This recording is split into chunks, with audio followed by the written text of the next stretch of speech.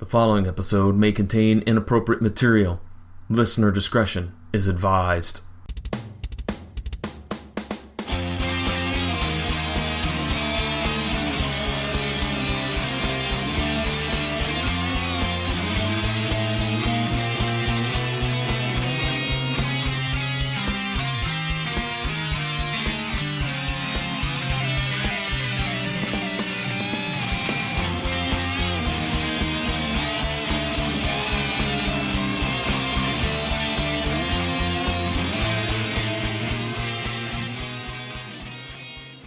Hello, everybody. Welcome to another episode of Mattalk. So what I'm thinking is I want to paint a picture for you.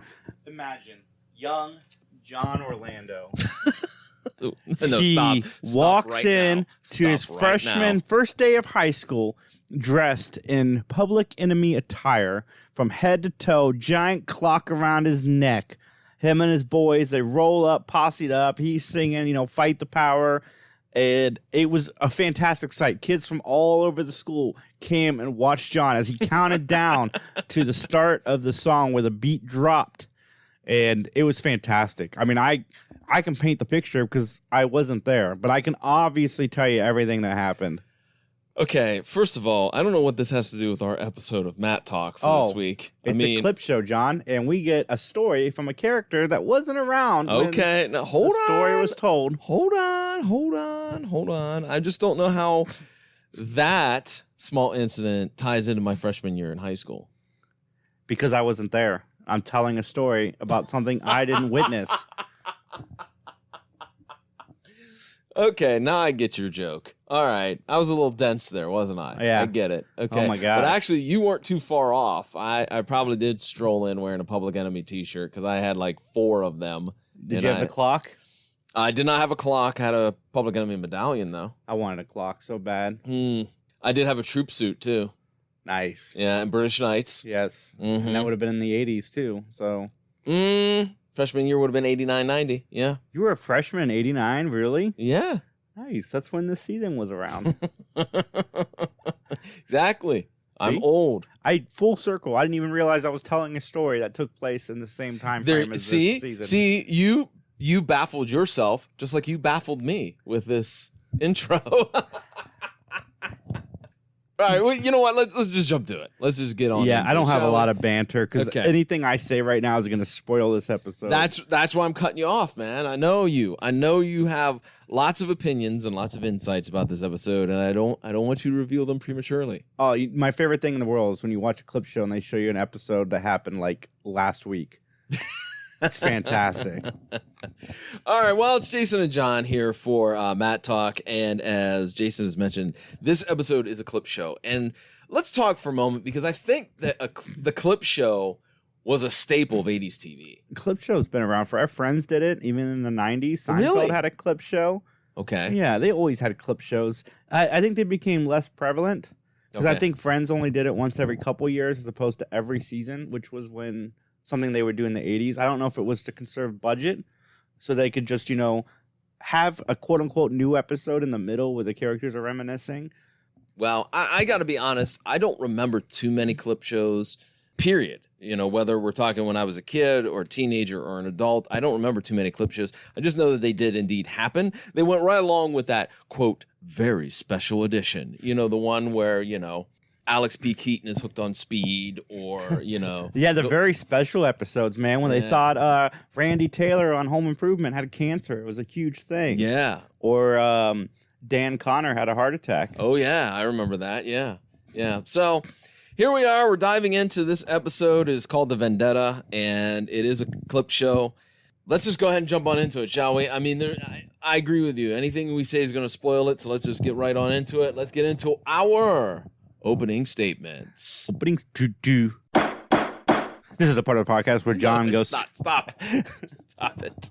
Well, you know what? I should just let you just go ahead and do it because we only have one guest star. Because I'm not counting all the other guest stars that are in the clips because that's kind of dumb. I was wondering as I was watching the episode, I'm like, is he going to get that in depth? No, I'm not going that in depth. I did look up the most of the clips to find out the episode and the season.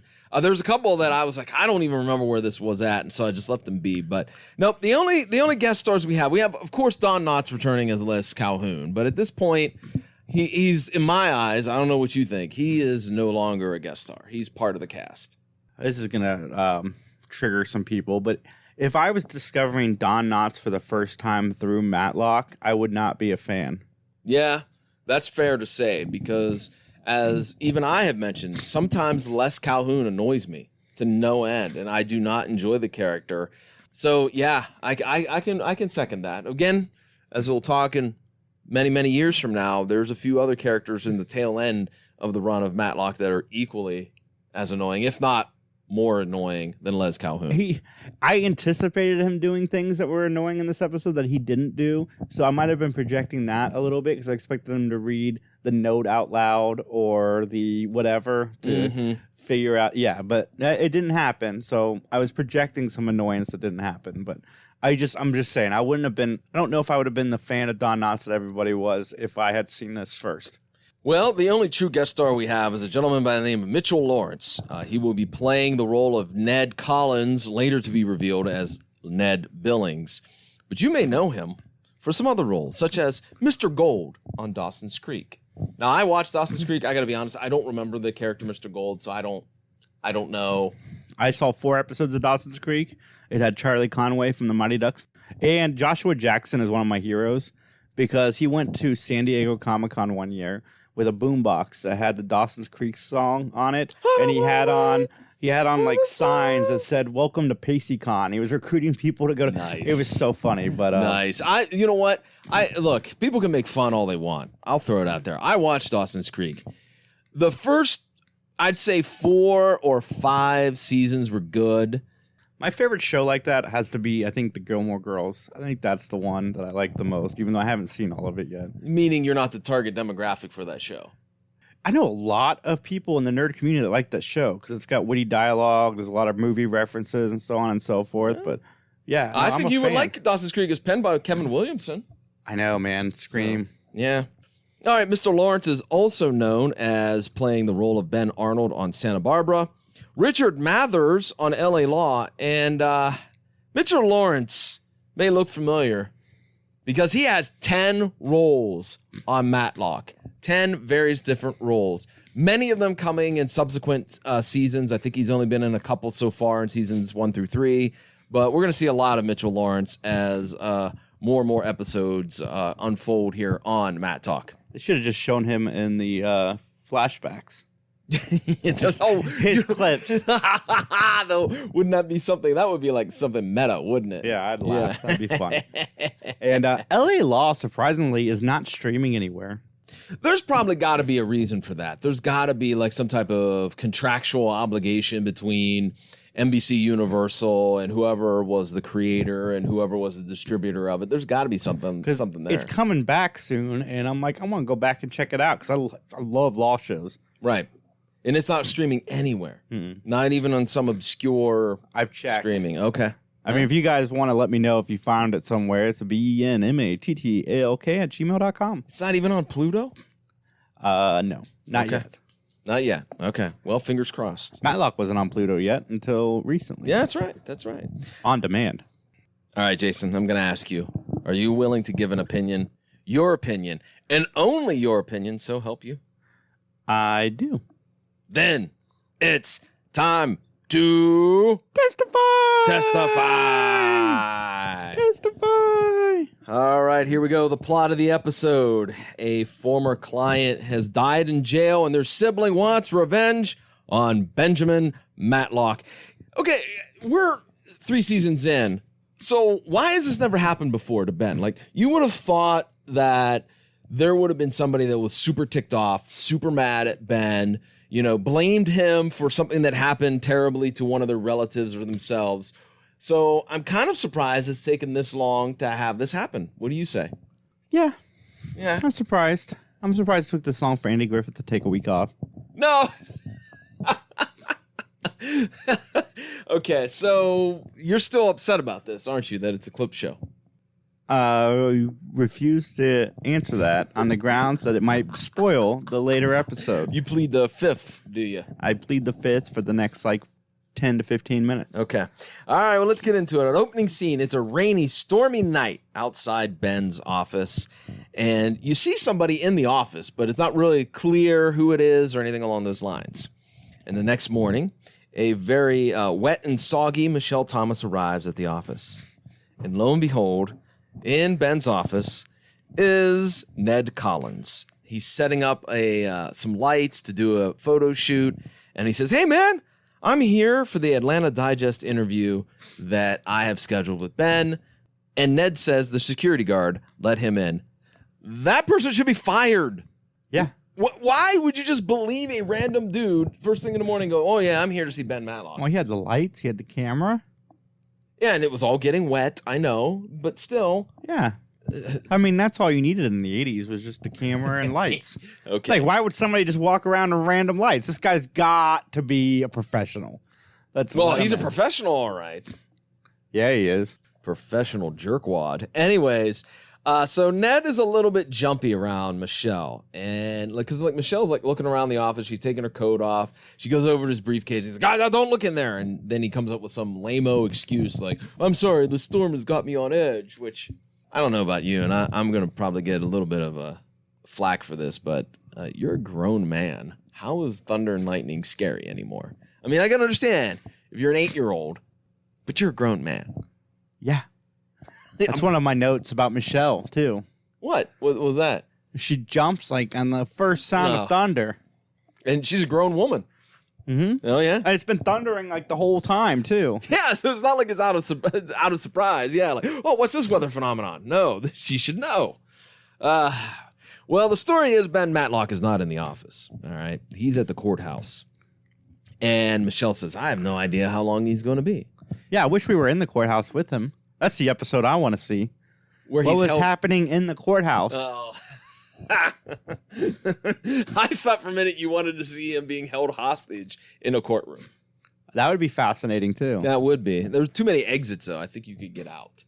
I think in Matlock's office, there's only one door. The one that says Benjamin Matlock, attorney at law. Yes. Yes. I forgot his middle name, too. I forgot. Lawton? I don't remember what it is. However, I do think one thing we failed to talk about, and I'm pretty sure it was a couple episodes ago, and I'll go back and double check. I think Michelle's name has been added to the door, to the window. I think. I didn't notice. I think I noticed that. I can't remember what episode it was where they came through the door, and I'm like, that says Michelle Thomas. Oh, she made partner? Maybe. That'd be cool. Junior partner, probably. Not full-fledged, probably. She deserves everything. She does. Word. Michelle drops this line that Ben is the best storyteller, even though sometimes he exaggerates. Yes. And so Ned is still getting a tad bit antsy. We get a nice little shot of what's actually in the briefcase. It's essentially a murder kit. Rope, tape, handgun. Am I missing anything else? I don't think so. There was no plastic drop cloth, though. That probably should have been in there. Yeah. So, and so Ned, he's going to start to smoke. And guess what happens? And Ben does not allow smoking even for his richest clients. That's what Michelle tells us. That's right. Even the rich, snobby people that can easily write a check like within a few seconds for $100,000 to cover the cost. Even they do not get the privilege of smoking. That's fascinating. It's nobody takes checks anymore. Some grocery stores do, but that's it. Checks are essentially like a note from your bank that says you will eventually pay this. Right. I actually pay my credit card bill with a check still. Do you? Yes, because I like to see the breakdown of what was spent where. So I just like them to mail me the statement, and I write them a check and throw it in the mail. So I wish they'd stop mailing me. I literally go to my mailbox, get the mail, and throw it in the trash because I do everything online. Oh, well, I do quite a bit online, but I still write a check for that, and I still write a check for Columbia Gas, the gas company. But that's it. I write checks for groceries because I go the night before. Oh, yeah. When nobody's in line, so you can write a check because when you're shopping at 4:30 in the morning, nobody's there. No, man, it's great. Night owl. Not really. Did I ever tell you that as a high schooler, we're going to deviate for a moment here, folks. Just go with us on this for a minute. Did I ever tell you that one of my dreams when I was in high school was I wanted, for some odd reason, I have no idea why. Flavor Flav. No, but it's on the hip hop track, though. I wanted to shoot an episode of Yo MTV Raps from my local Kroger. Grocery shopping with Fab Five Freddy. That was my idea. That's what I wanted to do. Nice. And I would vision it in my head when I was doing grocery shopping. Like, yeah, we can come down the aisle of cereal, and Fab could tell us all what. If he likes, honeycombs, or if he likes Rice Krispies. Yeah, we'd shoot it from this angle and that angle. This explains a lot. You were not too far off on that freshman story. This explains a lot. I mean, I do shop up and down the aisles with headphones on. Okay, that's fine. I usually listen to podcasts, though. It's like the best time to listen to them. We have the grocery store for like 30 minutes. Good time for a podcast. All right, let's get back on track, though. Sorry, folks. Thanks for going with us on that little trip. I was on track. I was talking podcasts. I know. Anyways, so Ned is not allowed to smoke. Not allowed. Lightning and thunder scares Michelle, and she drops the coffee, and everything goes kaboom. Ever dropped the coffee? Have I ever dropped the coffee? Not because I was scared by thunder and lightning. I mean, I've dropped a coffee because I'm clumsy, yes. Yeah, we've all dropped something. Mm-hmm.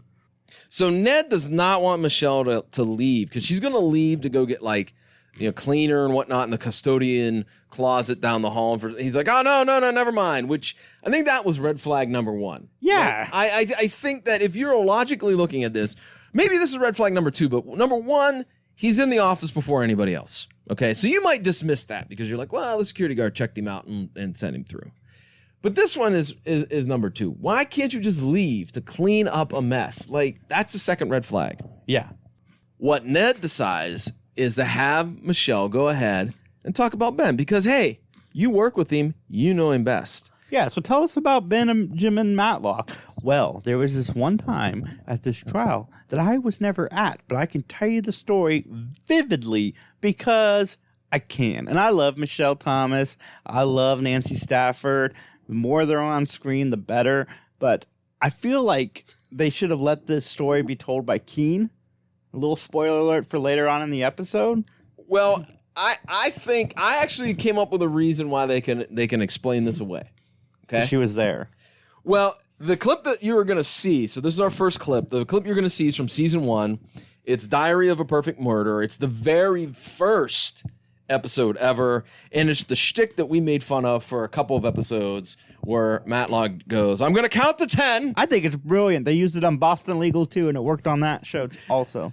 I'm going to count to 10, and then I'm going to point to that door, and that person's going to walk through that door. So the victim's going to walk through that door. And everybody was looking at that door, including my client and the prosecutors.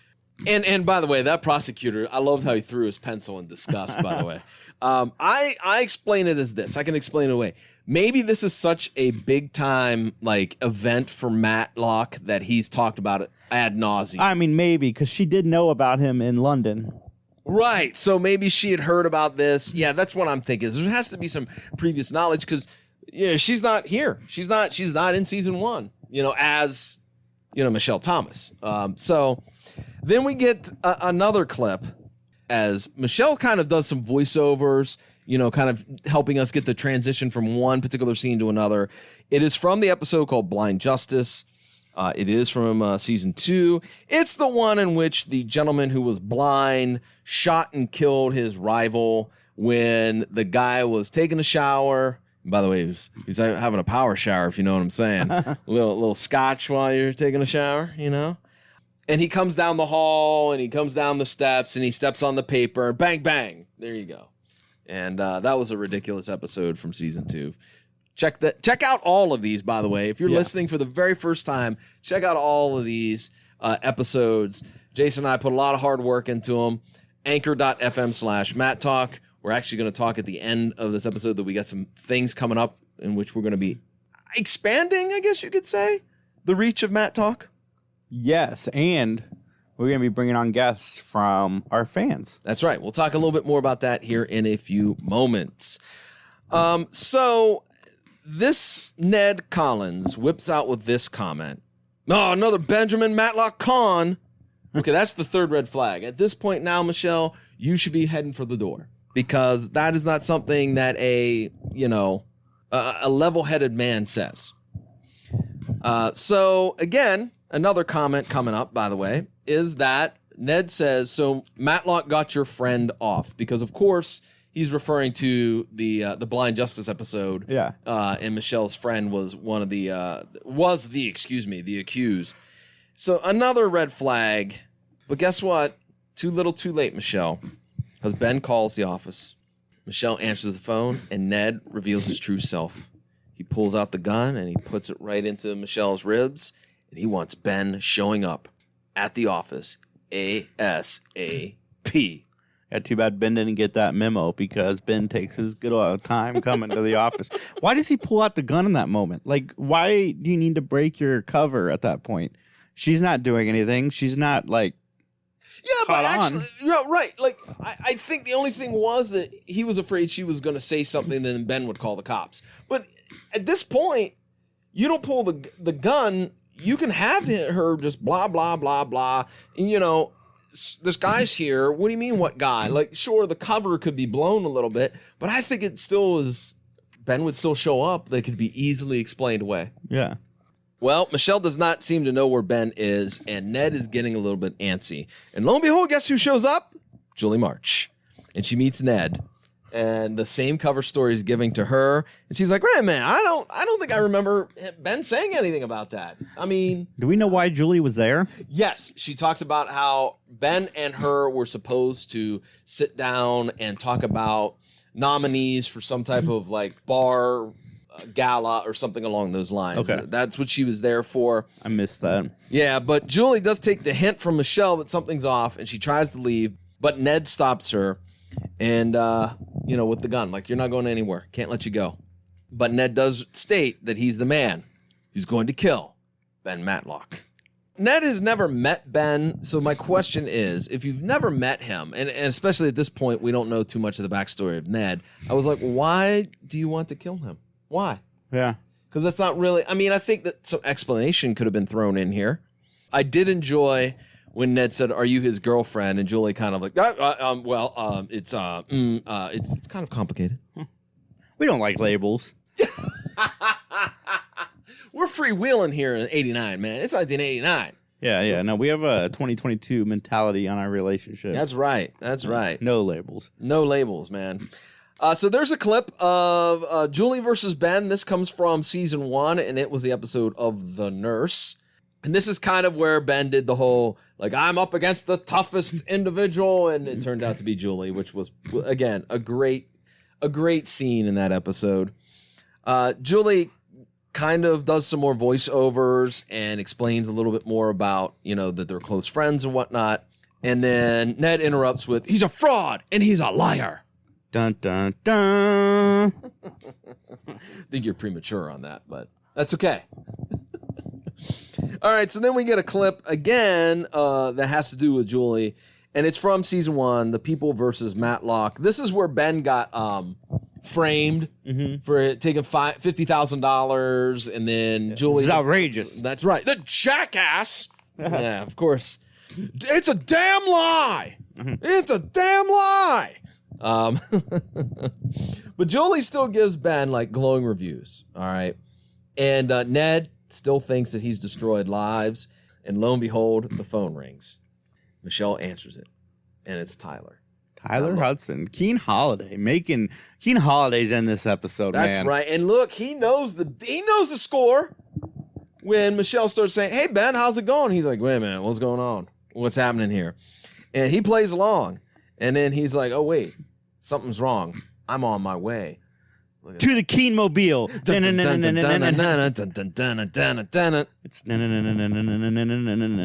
holiday, holiday, holiday.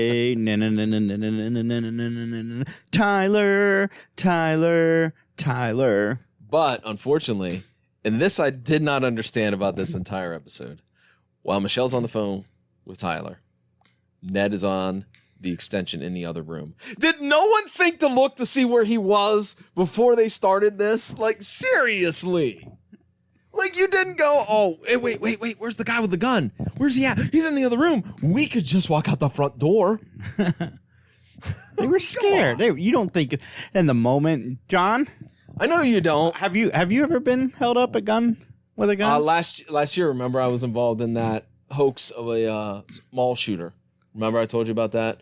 Where there was a guy who had walked into the cinema in a mall that I was at and had been cussing and swearing and whatnot and had a backpack, and he started making some threats, and people evacuated right away, and I was forced into like a closet, because I was at a comedy club and they were like clearing everybody out as much as they could. So, and you're absolutely right. Like, you don't have time to be scared. You don't have time to think. You just react. Oh my God. Like when I was held up once at gunpoint and the guy's like, really? Don't look up. And what was the first thing I did? I looked up. Seriously, where'd you get stuck up at? VG, when I worked over here on the corner.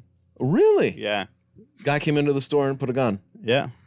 I don't know if it was a loaded gun. Well, hey, dude, that's a 50-50 shot, and I don't think you like those odds. Luckily, he didn't shoot anybody. Yeah, that's good, man. Wow, shit. He left. He told us not to move for like an hour, and we ran to that door as fast as we could when he left to lock it. Wow. Okay. We had those ghetto cages things, so we slammed that shut too. Okay. So Tyler shows up at the office, and he enters with extreme caution. He's snooping around, and he doesn't find Julie. He doesn't find Michelle. So what does Tyler do? Does he look through all of the possible hiding spots? No. What's he do, man? I think Tyler's better than this. What happens? No. He sits down to call his woman. Hey, baby, what's happening? I guess it was nothing. I guess it was nothing. I'll be over in a little bit. And lo and behold, guess what happens? Boom. He notices some water on the floor. He looks at it, and Ned KOs him from behind with a pistol. Here's one thing I want to just mention real quickly, because it happens throughout every single TV show. How come no one ever gets seriously jacked up or dies from being pistol whipped? Yeah, blunt force trauma? Yeah. Because it doesn't exist on television. They've cured it. They've cured it, huh? Okay. But man, oh man, first of all, Ned's got to be weak, man, because he hit him with that gun, and within like 30 seconds, Tyler's okay. Yeah. He better get to the gym, Ned. Anyways, turns out Julie and Michelle were held up in a closet. Julie wants Ned to explain his actions, and Ned gets heated with Julie. And I love this little line. Tyler goes, well, I've actually thought about killing Ben a few times myself. I mean, anybody who's seen the show knows it. I remember when, when they went to Vegas, or was it California? California. Yeah. Yeah. Well, this is one of the ones I could not find. The clip they show is the first undercover gig for Tyler. And I remember the scene, but I don't remember what episode. I think it was from the pilot.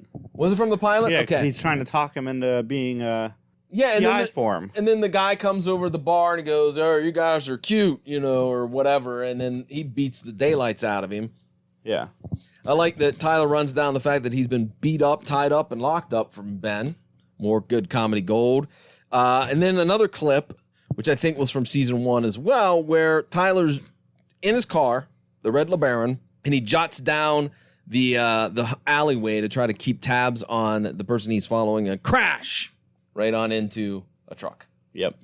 What episode was that from? And that's a great one. These two were the ones that I struggled to try to find. I don't know. The Wiz. I do remember that the next clip that they show is the one from the court martial, which was season 1, where Tyler had to kind of blend into the army to find out what was going on. And then the next one after that is a clip from the seduction from season 1, where Zeus, a.k.a. Tom Tiny Lister, and Tyler have a little tussle, if you will. And then that follows up with season 2, a clip from The Investigation, where Tyler is thrown. They show the collage, like the various different times he was thrown into Mrs. Martinez's office, which was hilarious. And then his little scuffle with Jimbo. So Tyler wants to know what Ben did to Ned. Enter Les Calhoun. Les is there to fix the AC. And Michelle tries to get rid of him, but You can't. You know, he's like a bad cold sometimes, Jason. He does not go away. He does not go away. Sometimes Dayquil just does not do it. No, he is not picking up when Michelle is laying down. That's for sure. No, even when she spells it literally out for him. Yeah, because he wants a piece of paper to put some parts from the AC on. And so she hands him a piece of paper with the words "Get help" written on it. And Les, oblivious. Just, oh, okay. He throws it in the trash. Yeah, he just walks on out, you know. I was surprised he didn't get stuck in there. I did too. I thought he would walk. Yeah, I thought he would also be another individual that would be And you held could tell hostage. us another story from an episode he wasn't in. Oh, Or flashback to make up a story about the Andy Griffith Show and flashback to that. oh, dude, that would have been hilarious. He was like, I had a dream that he was a sheriff and I was his deputy. You laugh, but I don't remember what season it is. There's gonna be one where Ben like has a nightmare, and the whole episode is like an old timey western, and Ben is like the sheriff of the town. It's awful. Is Les his deputy? I don't think so, because I think this is the era when there's no more Don Knotts. Bryn Thayers is his daughter. Brent there from Suits fame. Yeah, there you go. So yeah, no, it's many episodes away. Ned foils Tyler's attempt to jump him, and then Julie is ordered to tie up Tyler. By the way, she does the worst job of tying up. I'm like, Tyler, you can easily break out of that. Like, seriously. I think he's just enjoying the story because it's not really dangerous. I don't think this guy's actually going to shoot anybody. True, he does kind of have that attitude of, and in fact, I think he even says something to him about, you don't have the guts, you don't have the spine to do this, blah, blah, blah, blah. Ned reveals finally that his brother killed himself in jail and that he blames Ben. His brother was a teaching assistant with Professor Tate. And if you remember, Tate killed a man on his way home. And Tate is the pal and a friend of Ben Matlock. And this all comes from season 1 episode of The Professor, where Professor Tate supposedly ran over someone, but it really wasn't him. So Ned makes the accusation that Ben pulled out all kinds of tricks and that, you know, his brother was innocent. Yeah, his brother was innocent. He was railroaded. Michelle goes and gets the file, which, again, apparently people just walk around the office and you have a gun. You're not making them stay in one room, but she goes and gets the file. It's called story progression, John. It's called lazy writing. Okay, maybe not lazy writing, but there's some continuity issues. Dude, I watched a mystery today on Hallmark that was lazy writing. Please, go ahead, tell.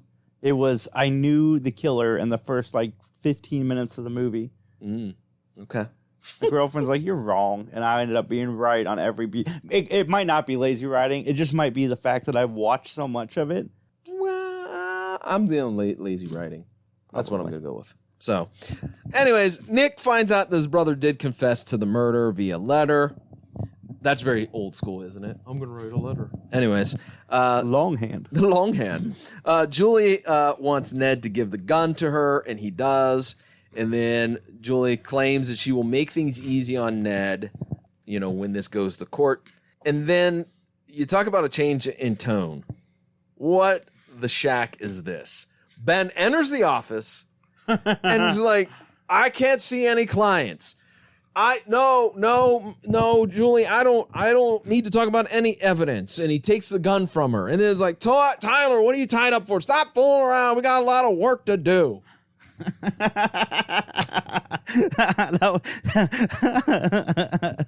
Spoiler. I love that. I love that whole entire sequence. It was like totally out of nowhere. Anyways, it paid off. Okay, I'll digress. I mean, the guy had given up already, so it's not like Ben needed to stop anything from happening. And then my final note is, why was there no Ben Matlock? Was Andy Griffith just hell-bent on fishing for the day? Maybe he just wanted a day off. Maybe. I don't know. We'll just do a flashback. I'll be in the episode just in flashbacks. Okay. And then at the end, I'll show up and be hysterical. Yeah, he probably was like, hey, when are we starting shooting? Thursday? Okay, we're shooting my thing first because I got to get out of here. I got to go to Lake Michigan, do some fishing. So, yeah. All right. Jason, you have any other notes or any other comments you want to mention? No, I don't think so. All right. then ladies and gentlemen, it's time for our closing statements. This is a part of the podcast where John and I rate the show on a gavel system. 1 gavel meaning we hated it. 5 gavels mean woo! And we are going to give our ratings right now. John, what did you think of The Verdict? First of all, it's not The Verdict. That's a different episode. And you also forgot to mention that we're going to justify why we're giving the ratings. Oh, yeah. We're going to justify why we gave the rating. All right. I gave it 4 gavels. This is why. 4. I actually thought that this was a pretty good plot for a clip show because most of the clip shows are like this.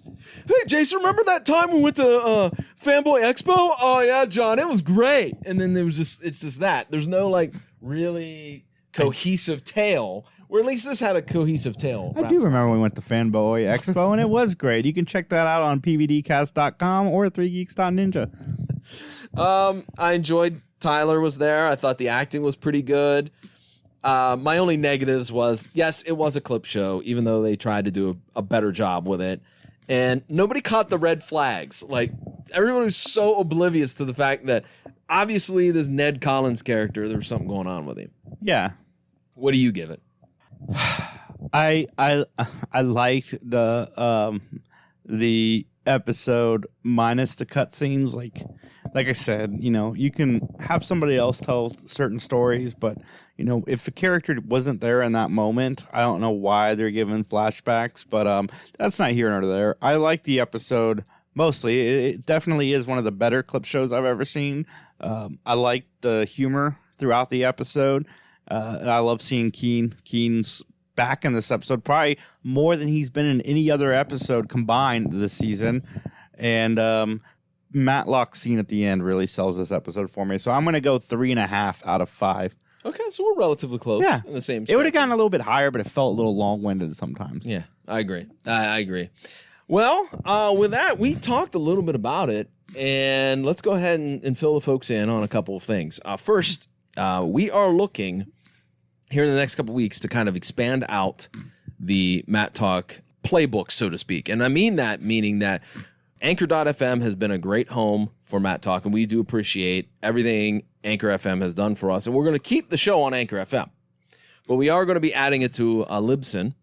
It'll give us the ability to have Mattalk on a bunch of different podcast outlets, like even smaller ones that we can't do right now, going independently on Anchor. So many of you, that probably doesn't mean a thing to you. It's probably like, oh no, I listen already through Spotify or whatever, and that's cool. But we just want to let you know that that's something that's coming up in the next few weeks. Yep.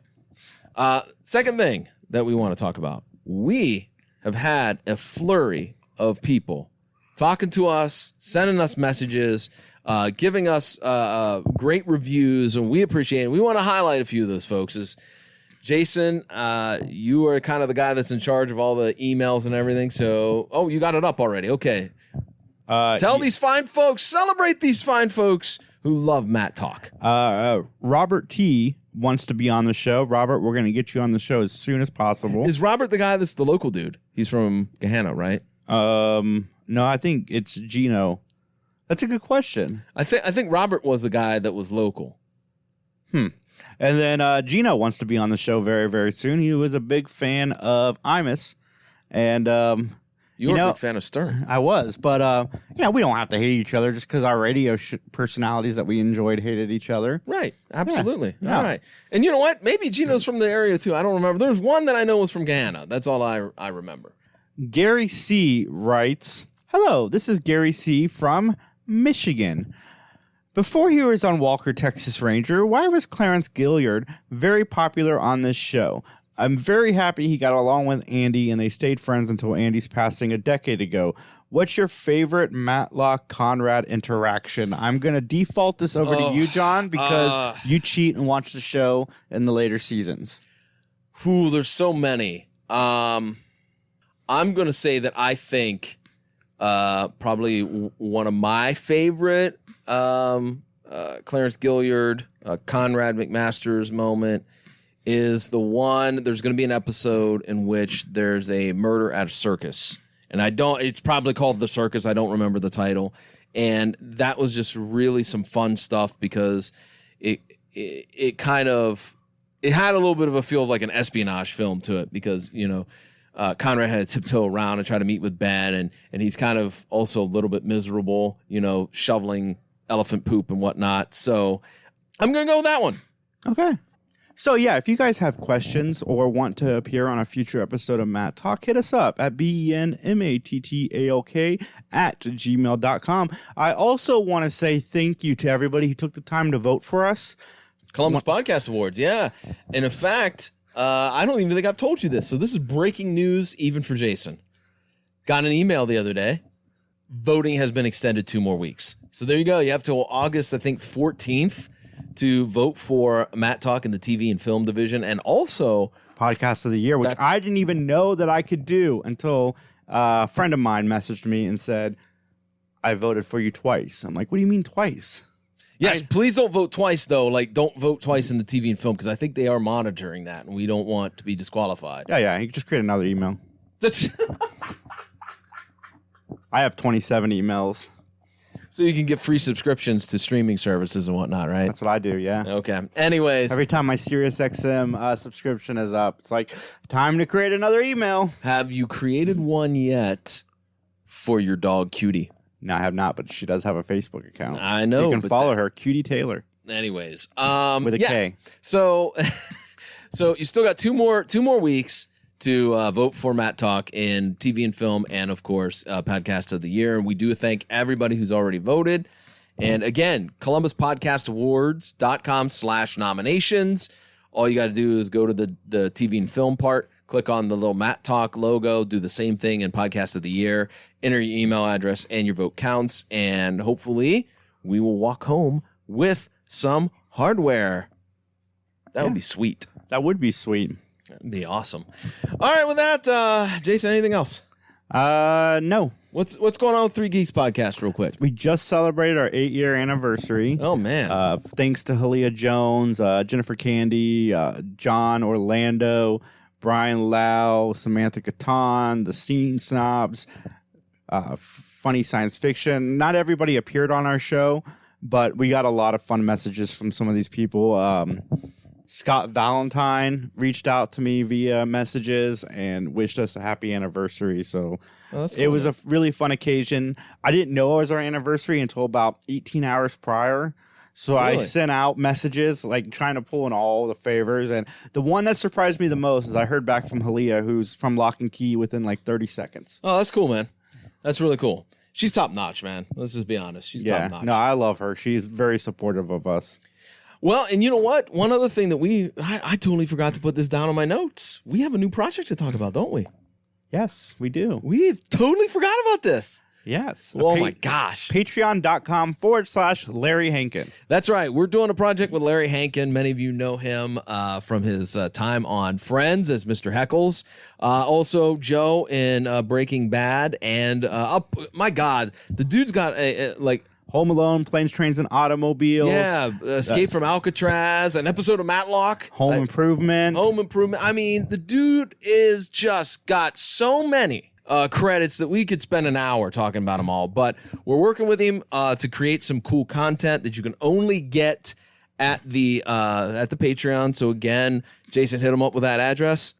Patreon.com/Larry Hankin. That's right. And, let's also be honest with the folks, too. This is the first time for us doing a Patreon. I've never done one. You've never done one. Justin, our partner as well, has never done one. So there's going to be a few kinks. We know that. There's going to be a few snafus. We know that. But we want you to know that, we're going to work very hard on this project. And if there are any snafus, we'll iron them out as quickly as possible. So just bear with us a little bit. I think it's going to be a great success. I think it's going to be a great fun for a lot of fans of Larry. Yeah.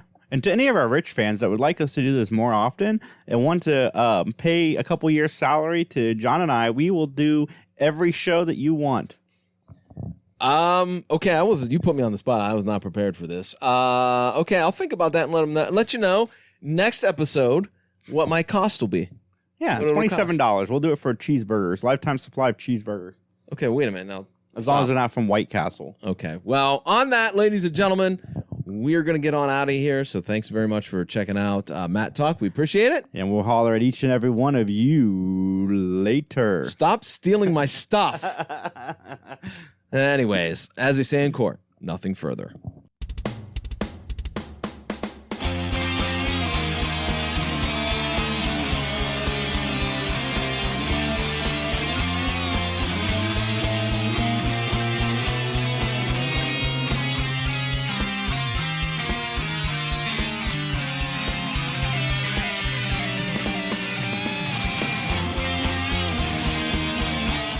The following has been a joint production between the Three Geeks Podcast and John Orlando Enterprises, LLC, copyright 2022.